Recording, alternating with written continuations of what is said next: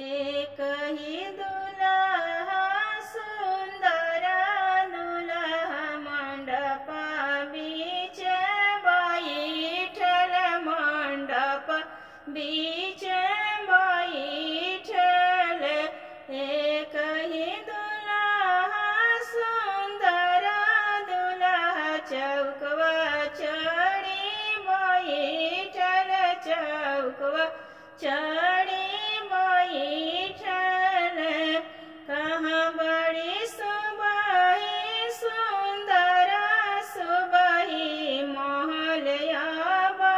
छोड़ा सा महल आबा छोड़ा सा पापा हमरो गनी का चाहरिया ता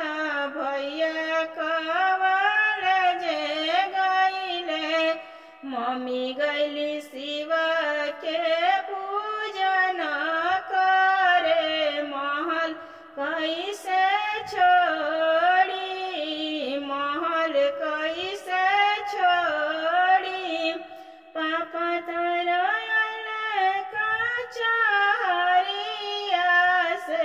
भैया कवल जिया से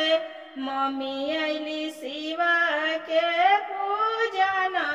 करके अब महल छोड़ऊ अब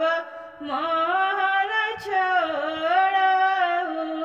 आजू के रतिया पापा जागल रहिया आजू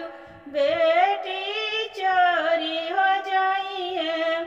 आजू के रतिया भैया जागल रहिया आजू बही